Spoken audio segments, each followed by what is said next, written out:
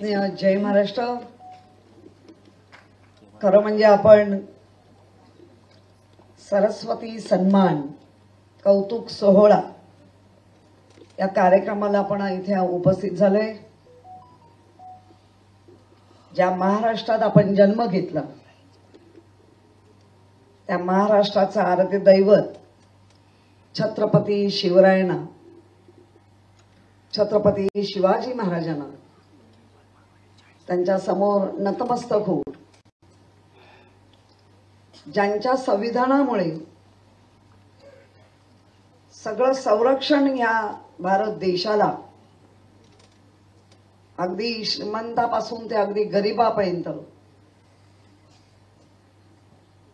जे संरक्षण कायद्याचं मिळतं त्या परमपूज्य डॉक्टर बाबासाहेब आंबेडकरांना आणि ज्यांनी आम्हाला हिंदुत्वाचा हुंकार दिला, मराठीचा बाणा आणि कणा दिला, असे आमचे सर्वांचे शिवसेना प्रमुख सन्माननीय मोठे साहेब। महिलांनी राजकारणात असावंच, पण त्या असताना सुसंस्कारी कसं असावं याचा ज्यांनी आम्हाला शिकवण दिली अशा आमच्या अम्मा या चारही विभूतींना नतमस्तक होऊन अभिवादन करून व्यासपीठावरती उपस्थित असलेली जागृती मंच या कार्यक्रमाचा आज सांगता सोहळा आहे आणि त्या सांगता सोहळ्याला उपस्थित असलेले सर्वांचे लाडके अभ्यासू नेतृत्व। जर आपण यूट्यूबवर कुठल्याही याच्यावरती भाईंची भाषणं पाहिली तर लक्षात येतं की अभ्यासपूर्वक म्हणजे खूप बोलणारी खूप लोक आहेत, पण बरोबर स्वतःला, माझ्या विभागाला किंवा देशाला काय मिळवून द्यायचंय ते बरोबर पिंच करणं हे अरविंदभाई सावंत खासदार म्हणून अतिशय उत्कृष्ट काम करतायत। आणि म्हणूनच त्यांना आत्ताच एक मोठा पुरस्कार मिळालाय आणि तो पुरस्कार असा सर्वसामान्यांना नाही मिळत, त्याच्यावरती खूप अभ्यास केला जातो आणि त्याच्यानंतर मिळतो। असे आपले खासदार अरविंदभाई सावंत, त्याचप्रमाणे माझ्या सहकारी माझी महापौर स्नेहलताई आंबेकर, ज्यांचा आम्हाला नेहमी वेगवेगळ्या मार्गातनं आम्हाला सहकार्य असतं, मदत असते, सांगणं असतं, असे आमचे बाळा खोपडे दादा, ज्यांच्या जागृती मंचामध्ये अनेक पदाधिकारी आहेत, अगदी सरांपासून ते सगळे मास्तरनी बाई पण आहे, आपण म्हणतो ना टीचर, असे राम साळगावकर, त्यांची अख्खी पुरी टीम आणि माझ्यासमोर बसलेले सर्व विद्यार्थी वर्ग आणि विद्यार्थ्यांचे पालक वर्ग। कौतुक सोहळा हा नेहमीच व्हायला लागतो आणि तो समाजाची बांधिलकी म्हणून केली जाते। सुनील शिंदे पण इथे आले। त्या बांधिलकीच्या नात्याने शिवसेना जरी आम्ही पक्षात असलो आहोत, कायम पुढे राहणार आहोत, त्या याच्यामध्ये 100% समाजकारण आणि इलेक्शन पुरतं राजकारण याच्या पलीकडे कधीही कुठेही आम्ही राजकारणी म्हणून वावरत नसतो। आणि त्याचं ज्वलंत उदाहरण म्हणजे भले हा जागृती मंच ही एक संस्था असेल, गेली 25 वर्ष काम करते, पण त्या संस्थेमध्ये काम करणारी मुलं ही बाळासाहेबांच्या विचारांनी प्रेरित झालेली मुलं आहेत आणि म्हणून हे सगळे चांगले चांगले कार्यक्रम घडतायत। मग याच्यामध्ये अगदी रक्तदान शिबिरापासून रसवंतीचे लाड पुरवणे, म्हणजेच आपण पाककला स्पर्धा वेगवेगळ्या, हे सगळं का घेतलं जातं तर आजूबाजूला आमचा जो समाज आहे, ज्या समाजामध्ये मध्यमवर्गीयांचा भरणा जास्त आहे आणि त्याला कुठेतरी एक व्यासपीठ असावं आणि म्हणून हा सगळा कार्यक्रमाचा प्रपंच असतो।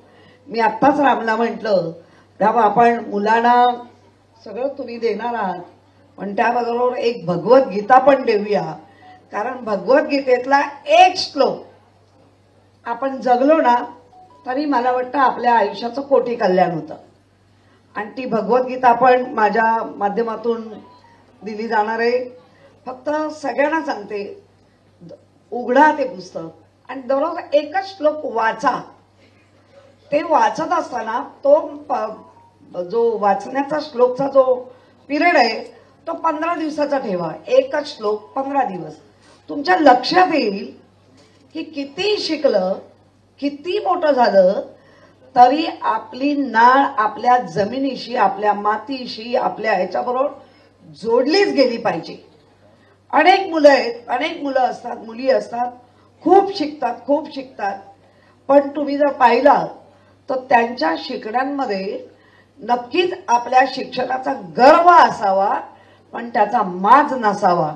आणि तो माज आमच्या मध्यमवर्गीय किंवा मिल कामगार किंवा यांच्यामध्ये कधीच मुलांमुलींमध्ये दिसत नाही. आणि त्याच्यामुळे आज आपण हे सगळं म्हणजे आवडीने करतो. मी इथे बसलेल्या सगळ्यांना मी समजते हे आमच्या कुटुंबातले, अगदी असं बघितल्याबरोबर कळतं हे आमचे आहेत, हे आमचे आहेत, हे आमचे आहेत. याचा अर्थ शिवसेनेचं लक्ष इलेक्शन डोळ्यासमोर ठेवून कधीच नसतं. जे आहे ते आम्ही असे आहोत जे आम्हाला बाळासाहेबांनी घडवलं, जे छत्रपती शिवरायांना आम्ही गुरु मानतो, बाबासाहेबांचं संविधान वाचतो, म्हणून आम्ही घडतोय, घडवत राहणार आणि मुलांना घडवणार. तुम्ही काल परवाची सगळ्या बातम्या, आता काही लहान मुलं नाही आहेत आपल्या समोर, 10वी 12वी ग्रॅज्युएशन अशी मुलं असतील. या समाजामध्ये चाललंय काय? या समाजामध्ये पुरुष विकृती एवढी का वाढत चालली आहे? कारण याच्या आधी आम्ही किंवा तुमच्या बरोबरच्या तुमच्या आई वडील हे जेव्हा मोठे होत होते तर नुसतं घरातल्यांचा धाक नव्हताच, घरातल्यांचा होताच, पण शेजारच्याचा पण धाक असायचा. ते पण काका कधीतरी ओरडायच्या, त्या पण काकू कधीतरी ओरडायच्या, पण तेव्हा कधी ओरडणं लागलं नाही. आणि आता काय झालंय, घरातच आईबाबांचं ओरडणं नको असतं तर बाकीच्यांचं तर लांबच राहिलं. आणि त्यामुळे ही विकृती, आणि त्यात करून हे इडियट आपल्या हातात आहे. जितकं चांगलं आहे तितकं वाईट आहे. जर आपण पाहिलं OTT ज्या नवीन नवीन आले त्याच्यात किती किती किती वेळ सगळं घालेलं दाखवलं जातं. आणि ही मुलं, त्या मुलांच्या शरीरामध्ये एक वेगळा बदल घडत असतो, विचारांमध्ये वेगळा बदल घडत असतो. समाज घडवताना वाचन पद्धती मागे पडत चालली आणि फक्त बघणं आणि ऐकणं हेच होत चाललंय. त्याच्यामुळे मुलांवर किंवा मुलींवर हा परिणाम होतोय. आणि त्या परिणामाची परिसीमा ही आपण अशा ज्या अत्याचार होत आहेत त्याच्यावरनं बघतोय. ह्याच्या आधी हुंडाबळीचे अत्याचार होत होते, आता ते मोठं आपण सगळ्यांनी त्याचा प्रचार प्रसार करून थांबवला, बरंच थांबलंय. पण आता लहान लहान मुलींवर जेव्हा अत्याचार होतात तेव्हा मात्र समाजाने विचार केला पाहिजे की ही एका कोणा पक्षाची लढाई नाहीये किंवा कोणाला तरी आरसा दाखवायचाय म्हणून लढाई नाहीये. ही लढाई माझ्या घरात आलीये आणि त्यासाठी मला लढलं पाहिजे, मला बोललं पाहिजे, मला व्यक्त झालं पाहिजे.